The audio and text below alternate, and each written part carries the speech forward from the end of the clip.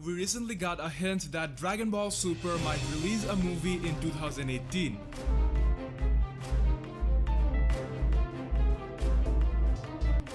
Dragon Ball Z at its peak dominated the market with its movies and were even releasing up to 2 movies a year.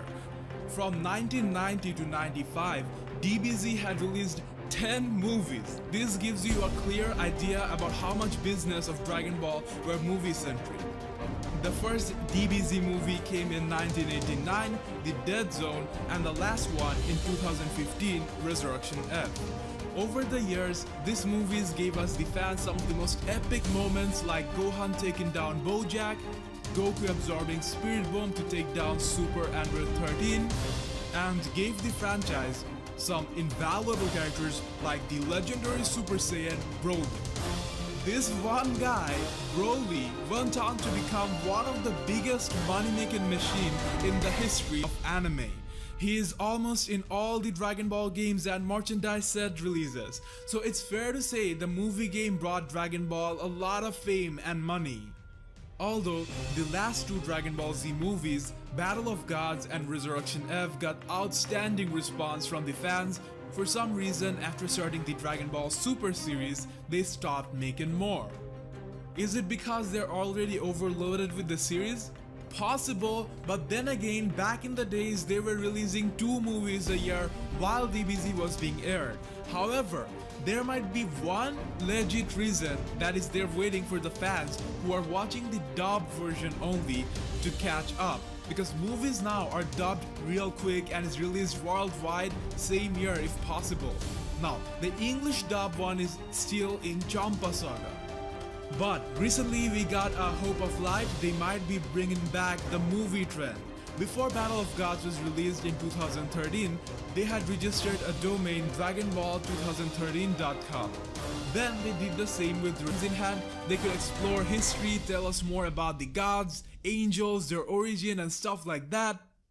Another thing is they could start making movies by universes. Dragon Ball franchise is now bigger than ever before with whopping 12 universes. They could have our Z fighters get an adventure and have some epic action in those universes. That would be interesting to watch. Mr. Popo is always an option. The guy is a legend. Common belief is he fathered the Xenos. They could show things like backstory of Hitman Hit or Jiren, but that wouldn't be business friendly. Hey, let's have some fun. Do one thing, actually suggest a plot in brief for the next movie. I'll go through the comments and if I find some good suggestion, I'll make another video and put it up on my Facebook page. Be sure to like it, a lot of exclusive stuff is coming there, just search The Fan Guy over there. Let me get this started. How about a movie where Vegeta wins at big or gets an epic moment? Maybe something like U7 warriors went to visit U6 when they went to visit the Saiyan planet Sodal. All of a sudden, shit goes wrong. There's an attack, Vegeta steps in and plays the most vital role in saving them. Then he could finally come down and deliver his line, "I'm Vegeta, the Prince of all Saiyans." And that would sound perfect. Comment your opinion about this. See you in the next Dragon Ball Super video. We said Hit can hide in a separate space he has created by storing time escaped in the real world and leaves a phantom of himself.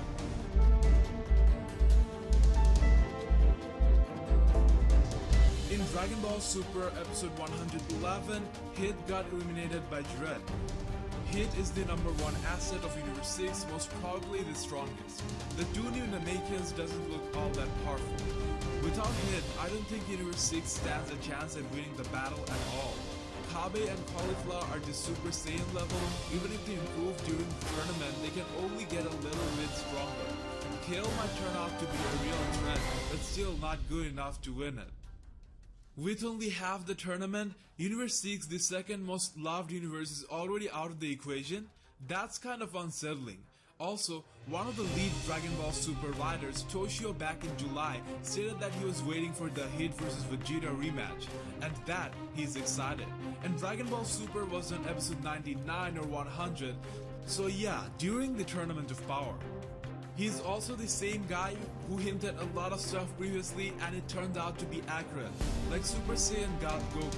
His recent tweet says he's writing episode 112 and 115. He is a Vegeta fan and often leads Vegeta-centric episodes. I wonder if 115 might have something to do with Hit. In a matter of fact, everything about Hit's elimination looked weird. The fact that Jiren overpowered him was not weird.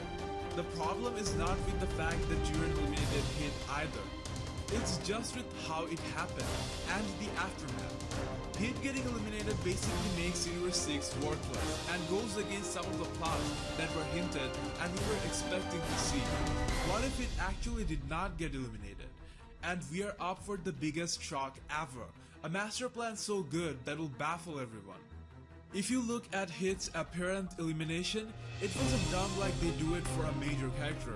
Hit thrown flying away from the stage while still being conscious and not finding a way to stay in was unsettling. Afterward, Zeno didn't press the button on God app that he presses when someone gets eliminated. Granted, it was not shown every time someone got eliminated, you still would think they would show it when it came to Hit, because Hitman Hit is like the number one important character of Universe 6. That could be overlooked, but it adds up to Hit getting thrown away, getting enough time to do something but not doing it, an overall underplay of what's supposed to be his elimination. Maybe they did it like that because they knew it's not his real elimination and that he will be bad. According to this theory, the one we saw get eliminated is not actually Hit but a clone or phantom of it, and that Hit is actually still on stage. During his fight versus Jiren, Hit used time skip over and over again, and the reasoning he gave was that he did it to memorize Hit's attack pattern and timing with his body movement. But what if that allowed him to also store a lot of time which he could later use? Again, just like we said, Hit can hide in a separate space he has created by storing time he skipped. In the real world, he leaves a phantom of himself. And Hit repeatedly used time skip on Jiren like he never did before with anyone else. Maybe the alternative plan was storing time so he could hide, leaving behind his phantom if it came down to it. After Jiren broke out of Hit's time gate, they could have shown a clear elimination with Jiren pushing Hit right out of the stage, or totally knocking him unconscious and then throwing him out clearly. But instead, they did it in a way that leaves an opportunity of raising questions. There were some moments after the blast exploded on Hit and we saw Hit falling off the stage, and it did look the rhythm was missing. The scene looked kind of forced. In the world of fiction, when they kill a major character and have plans of bringing them back, they leave holes like this which they later use for the shock. In this case, we do have that hole.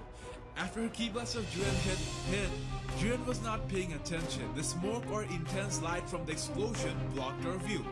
Now, we don't know what happened between the time the blast contacted him and the time we saw him again on screen falling off while screaming. By the way, this is not the first time Hit is gonna fake a defeat. In a matter of fact, him pretending to lose to Monaka could as well have been foreshadowing this in a fun way. Now, let's take a look at something that looks kind of wrong or inconsistent with the last shot Jiren took against Hit. Firstly, when they cut back to Hit, it looked like he was going out from a comparatively lower point than the attack was supposed to send him towards. Look at how Kale's body reacts to the attack. Now this brings us to another point. The thing is, fighters like Hit and Goku are really talented.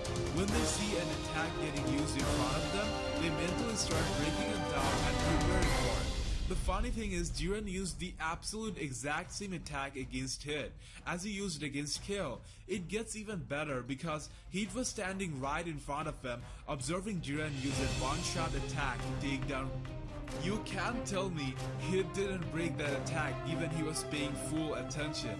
Even Kale was not eliminated by it. Now, there's a lot Hit could have realized from that. He knew this was one of Jiren's finishing touch attack, and also facts like Jiren turns back once the attack connects his target, closes his eyes, and for a moment stops paying attention out of overconfidence. Phantom Hit was saying to Champa the moment he failed to take him down with a single strike, his loss was confirmed. What if just when Hit realized Time Cage won't work, he instantly decided to hide, but unless he faked getting eliminated, Jiren would search and find him. Now, suddenly Hit remembers about that Jiren's finisher attack and lures Jiren into using that. Now, Hit observed the attack standing right in front of Jiren the first time they kind of checked out each other, and was interfered by Goku. Anyways, turns out that first introduction meeting was resourceful. Now Hit knew exactly when Jiren's attention is lost. And also the fact that this attack would create a distance and immense light from the explosion, distracting everyone. So he could instantly hide in the short time and leave a Phantom to fall out of the stage.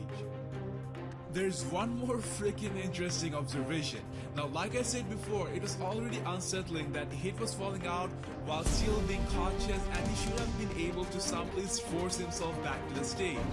When top fighters like him get eliminated, they either have to go unconscious or something like what happened to Goku should be happening to them. But in this case, he still had consciousness. Apart from that, the real deal actually, if the Ki Blast was so powerful that you're out to not have any control over your body, you're just supposed to fall out of the stage just as you are, usually on your back, because remember, if Hit has control over his body, he should be able to prevent that. But if it goes slow-mo, we see something interesting at the very last moment. Just before crossing the stage line, Hit flips. Hit turns his body around in a way that he got control back. If you look back at some of the other eliminations where a fighter was overpowered with a key shot, they go flying right off the stage. Here, you can see the Cell looking guy falling out. Then there's two Universe 9 warriors. Jiang, the green bird. Majora, none of them turned on their own while falling. Now, we do not know exactly when Hit went into hiding. It could be when the blast took place or at this point just before he supposedly fell off the stage. Where even with slow-mo, we couldn't see what was happening, and that is above the stage level. He might have used his cleverest techniques right then. The main point is either then or after the blast, he could have easily used time skip left behind the Phantom while hiding himself with the bomb on the stage. Now moving on to some other aspects, the Great Priest announcing Hit dropped out while the Great Priest is supposed to have heightened sense. Him as well as other angels are seemingly having a hard time keeping up with what some of these exceptional mortals are doing. The Great Priest basically also took it for granted that Goku was vaporized and thus eliminated. He was even gonna explain why Jiren wouldn't be responsible for it. So this incident makes it clear that even the Great Priest might not detect some of the mortal activities and do not know absolutely what exactly is going on. Conveniently now, just after that incident, the tournament reached the halfway mark when the Great Priest announces that and adds a dramatic green effect. I wonder if the Xenos forget about pushing Hit's button due to that, and this might be one of the things that imagine how badass it would be if Hit returned at the end game stage of the tournament. He appears and makes everything clear.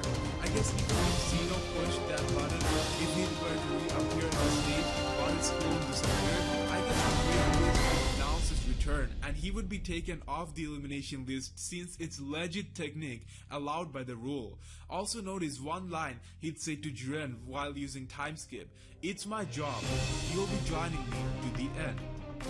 So it's possible that Hit always had the idea of dragging the fight till the very end of the tournament. Maybe that's what he meant. Maybe Hit had this entire thing planned to be taken to the last minutes. Now, there's two legit arguments against this. That is, Hit's clone is not supposed to be able to talk or grow, but firstly, Hit always used the technique while in combat situations. Maybe he can create a clone that talks much like that of TM's, and he can control it, but only for a non-combat purpose. Maybe because he does not have to deal with attacking and defending, he can fully concentrate on that. Back on the Goku vs. Hit encounter on Earth, Even though it's not clear, on some moments it looked like Hit was able to talk while only presenting his phantom or glowing after coming in contact, although I'm not sure about that. Anyways, the point is, for it to align with the theory, this is either a cloning technique Hit always knew or one that he recently developed, because fighters like Hit are about constantly improving. Here in this theory, his original self is hiding on the stage while the clone is for deceiving us, and he actually controls his phantom like it's him. And Hit is really good at hiding his presence, and even on Earth, Goku wasn't able to detect for most of the fight despite knowing he was there. You can see how he walks right into the building and goes right up to the boss without anyone able to see or trace a single thing. Well, that's about all for the theory part. Now guys, do understand that just because I'm covering this theory doesn't mean this is a prediction I'm betting on. In fact, I'm quite aware that this is highly unlikely to happen. I would say there is only a 5% chance of this happening maybe, so don't be coming back and saying how it didn't go like, I know right? But a lot of fans were commenting about it, and I have always been the guy to talk about all kinds of outcomes just if it sounded fun or interesting. So I just went in to see if it was actually possible, and I think it was good enough to be a theory. I don't think it was wise to have Hit eliminated using the same exact attack Hit saw it used versus KO. Some of the points stand solid in pointing out what they shouldn't have done. However, I personally do not think Hit is coming back because they tried to highlight how better Jiren was by making him eliminate Hit, the biggest deal before him. Besides, while narrating the theory, I described everything in a way that fits the narrative often. There are many flaws, like the Dragon Ball Rider thing mentioned. He himself explained that his English is not that good. Looks like he often uses translators. So he might just have been personally expecting Hit versus Vegeta rematch and he just took it in a different way. Anyways, although I understand the reality of him and Hit being eliminated from an emotional perspective, I think it would be totally badass if like a genuine shock, something that can make us laugh. If I were in charge, I would make it happen. Well, that's about all for now. Hope you enjoyed the video, whether you actually think it will happen or not.